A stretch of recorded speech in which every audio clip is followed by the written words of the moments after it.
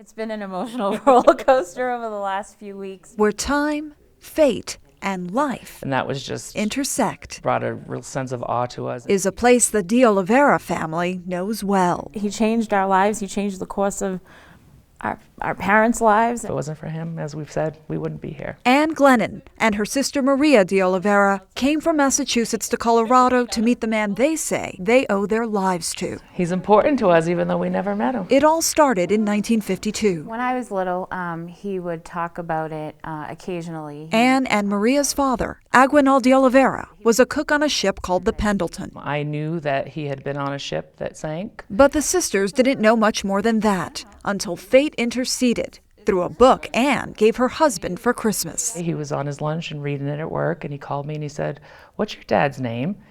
And I didn't know why he was asking, but I told him that it was Aguinaldo, and he said, "You're not going to believe it. Your mother and father are on page 130 of this book." I started reading the book, but before I could even get very far in the book, the movie was being released. The finest hours went from book to a newly released movie. The compass is gone! It tells the story of the night when 4 Coast Guard crew members set out in a massive storm to rescue the men trapped on a sinking ship called the Pendleton. The very ship Anne and Maria's father, Aguinaldo, Page 130, had been on. the thin, bespectacled cook feared that he'd never see his family again. The Coast Guard members saved their dad and much of the Pendleton crew. She embraced her husband, Aguinaldo, as he stepped out of the cold and into the warm lobby. One of the rescuers was named Andy Fitzgerald, There's a lot of different emotions, for sure. the man they flew more than 1,700 miles across the country to meet. I just don't want a Kim Kardashian ugly cry. Cry pretty. I can't cry pretty. But for a moment, Hi, that didn't matter, how are you? I'm Maria. as the passage of time seemed to vanish. I owe you a hug. Oh, okay.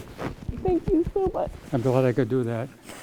You saved I the really- single most important man in my life. I know that. I really have, and I'm glad I was able to do that. Through Andy, I'll be 85 this month. Maria and Anne could fill in some of the blanks in their father's story. We ended up with almost 40 people on that boat that was supposed to hold about 12. Though it's a profound moment, I'm me. That's who I am. Andy has kept his sense of humor about it. I read in a book now where they say we thought it was a suicide mission. I didn't think it was a suicide mission. I would not have volunteered to go on in a suicide mission. No way. I mean, sometimes I'm dumb, but I'm not stupid.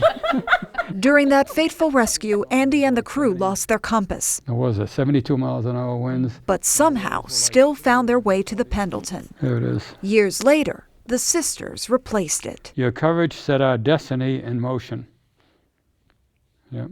It's true. It's very true. 2 families whose lives intersected in a storm, It was a job we had to do. and maybe because of something more. Sometimes miracle happens. With photojournalist Ann It's Herbst, fun. Maya Rodriguez, Yeah, I ate this stuff up. 9 News.